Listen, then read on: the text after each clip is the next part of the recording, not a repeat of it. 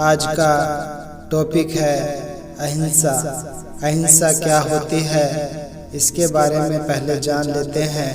मन वचन कर्म से सभी मानव प्राणी का या किसी भी जीव जंतु आदि को शारीरिक, मानसिक और आत्मिक पीड़ा या दर्द न पहुंचाना, सभी के साथ समानता के आधार पर आत्मभाव का व्यवहार करना, अपने मन में सभी के साथ, चाहे वो इंसान हो या फिर कोई जीव जंतु हो जो कि दिखाई दे रहे हैं या जो जीव जंतु दिखाई नहीं दे रहे हैं, उन सभी के लिए भी दया, प्यार, करुणा, नम्रता और सहनशीलता का भाव रखना ही अहिंसा कहलाती है। अहिंसा प्रवृत्ति भी एक आध्यात्मिक विचारधारा ही होती है। अहिंसा को आध्यात्मिकता से अलग न समझें, क्योंकि अहिंसा में जीवों और जीने दो की पवित्र भावना का प्रसार और प्रभाव होता है। अगर अहिंसा हमारे आचरण में आ जाए तो हमारे जीवन में खुशी का जैसे गुलशन खिला देती है, जिसके परिणाम स्वरूप हमारे जीवन में एक नई चेतना और जागरूकता का आविर्भाव होने लगता है। मानो जैसे हमारे जीवन में एक आत्मबल, आत्मविश्वास और आनंद की अनुभूति होने लगती है।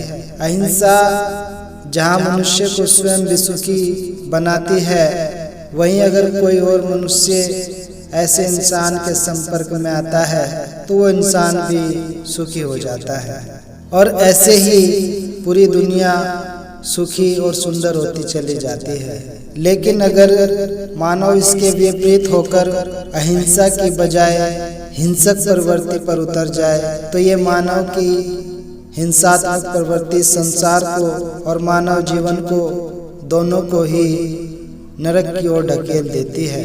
फिर इंसान स्वयं तो दुखी होता ही है, बल्कि दूसरे इंसानों को भी दुखी करता है, और फिर इंसान इस हिंसा के वशीभूत होकर अपने इस अनमोल जीवन को भी काल की भेंट चढ़ा देता है। इस संसार में कोई भी मानव या जीव जंतु मरना नहीं चाहता, सभी जीना चाहते हैं। इसलिए दास सभी इंसानों से यही कहना चाहता है, हे इंसान, तू कभी भी किसी का भी हनन या शोषण मत कर, क्योंकि जिसका तू हनन कर रहा है या जिसका तू कोई भी नुकसान पहुंचाना चाह रहा है वो कोई और नहीं है, बल्कि तू ही है, वो स्वयं तू ही है। क्योंकि हम सभी की आत्माएं एक ही परमपिता परमात्मा की अंश हैं। अहिंसा का सिद्धांत व्यवहार में भी उतना ही प्रामाणिक है जितना आध्यात्मिकता।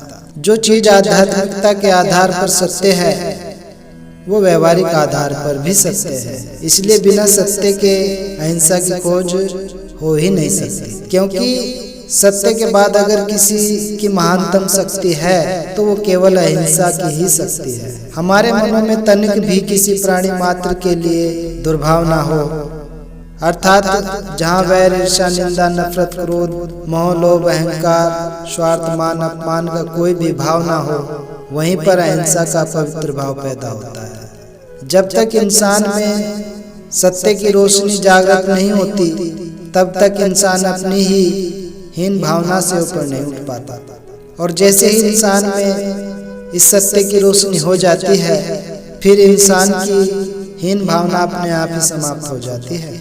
इंसान को जब अपने मूल की पहचान हो जाती है उसके बाद फिर उसे सभी अपने लगने लगता है। एक ज्योति है सबके अंदर, नर है चाहे नारी है, शूद्र वैश्य क्षत्रिय ब्राह्मण, प्रभु की रचना सारी है। इस स्थिति में अहिंसा इंसान का स्वाभाविक गुण बन जाएगा। लेकिन जहाँ अहिंसा का पालन ना हो फिर वहाँ हिंसा अपना स्थान ग्रहण कर लेती है। प्रकृति का एक नियम होता है कि इस प्रकृति में कहीं पर भी खालीपन नहीं रह सकता, इसलिए एक जाता है तो दूसरा आ जाता है। जब हमारे भीतर अहिंसात्मक आदर्श खत्म हो जाते हैं तब वहाँ हिंसात्मक अवगुण हमारे भीतर प्रवेश कर लेते हैं, और जैसे इंसान हिंसक बनता चला जाता है तो इसके कर्म भी पापयुक्त होते चले जाते हैं। फिर अहिंसा दूर दूर तक दिखाई नहीं देती। अहिंसा इंसानों में न केवल आपस में सहानुभूति, प्रेम, प्यार और शांति का वातावरण प्रस्तुत करती है, बल्कि आज मुंबई खड़ी अराजकता और महाविनाशक युद्ध जैसी भयानक समस्याओं का भी सहजता से समाधान कर देती है। हिंसा से इंसानों को जितना विनाश होता है, उसका संरक्षण केवल अहिंसा के आधार पर ही संभव हो सकता है। आज समाज के अंदर चारों तरफ फैली हुई कुरीतियां, कर्मकांड, भ्रम और अंधविश्वासों को अहिंसा का आधार लेकर दूर किया जा सकता है, क्योंकि अहिंसा के बहुमुखी आयाम होते हैं। अहिंसा वो कवच है जिसको धारण करने वाले इंसान पर भ्रांतियों और अफवाहों के परिणाम स्वरूप पैदा होने वाली उत्तेजनाओं के नुकीले तीरों का कोई प्रभाव नहीं होता। अहिंसा वो मरहम है जो मानसिक आघातों से बनने वाले घाव को बिना देर किए ही भर सकता है। अहिंसा वो सेतु है जो इंसान के बीच बनी दूरी को समेटकर एक सुगम और सरल रास्ते का निर्माण कर देती है। अहिंसा वो पुरुषार्थ है जो इंसान के अंदर अधिकार और हक की भावना को समाप्त करके उसके कर्तव्य का बोध करा देती है। और अहिंसा वो दौलत भी है जो इंसान के जीवन में खालीपन को भरकर इंसान को परिपूर्ण और आनंदमय बना देती है। चराचर जगत में एक परमात्मा का ही सब कुछ होता है। हम सब उसी की संतानें विचरण कर रही हैं और हमारा रचनहार एक ही है, तो फिर हम अलग क्यों हैं? अगर हम दूसरों को सुख पहुंचाएंगे तो हमें भी सुख ही प्राप्त होगा। हमारी यही भाव अहिंसा का एक सुदृढ़ आधार हो सकती है।